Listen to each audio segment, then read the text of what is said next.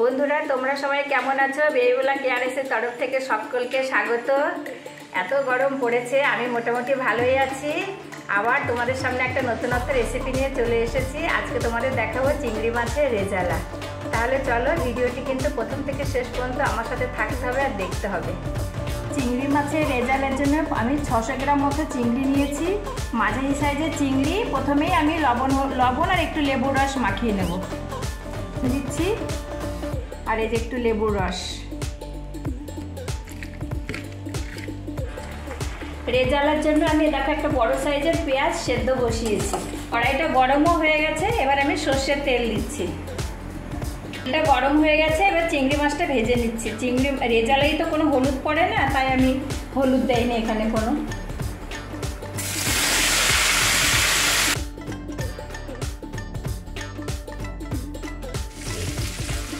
চিংড়ি মাছটা ভাজা হয়ে গেছে, আমি তুলে নিচ্ছি।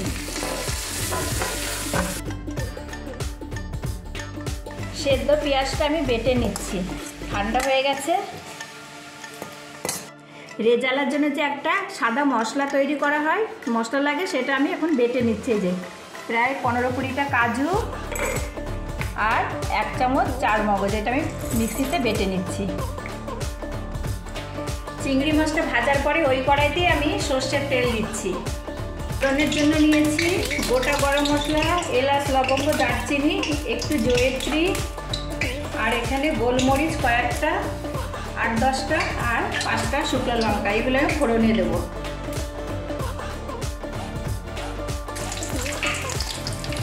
পেঁয়াজ বাটাটা দিয়ে দিচ্ছি।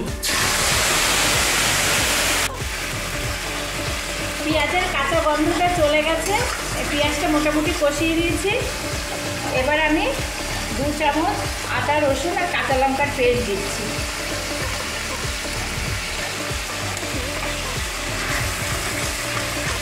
চারটে কাঁচা লঙ্কা দিয়ে দিচ্ছি চিড়ে। মশলাটা ভালো করে কষানো হয়ে গেছে, আমি রেজালার যে মেন সাদা মশলা এটা অ্যাড করছি।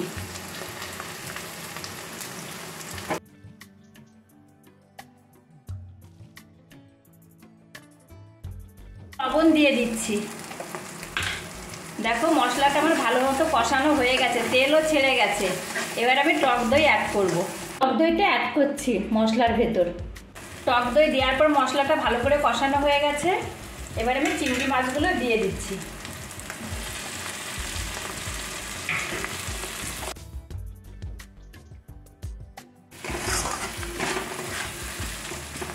এবার আমি গরম জল দেব কিছুটা। এই দেখো আমি গরম জল দিচ্ছি।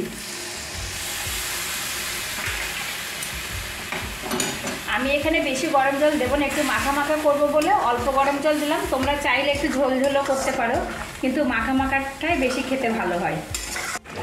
আমার রেজালাটা কমপ্লিট হয়ে গেছে। এবার আমি লাস্টে অল্প একটু গরম মশলার গুঁড়ো দিচ্ছি। কেওড়া জল ছাড়া রেজালা অসম্পূর্ণ থেকে যায়, তাই আমি 1 চামচ মতো কেওড়া জল দিয়ে দিচ্ছি। এবার আমি নামিয়ে নেব।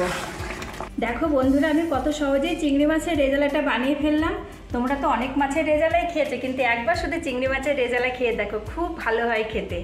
আর আমার রেসিপিটি যদি তোমাদের ভালো লাগে, অবশ্যই আমাকে লাইক, শেয়ার, কমেন্ট করবে, আর সাবস্ক্রাইব করতে কিন্তু একদমই ভুলবে না। এর পরের দিন আমি নতুন ভিডিও নিয়ে তোমাদের সাথে দেখা করব।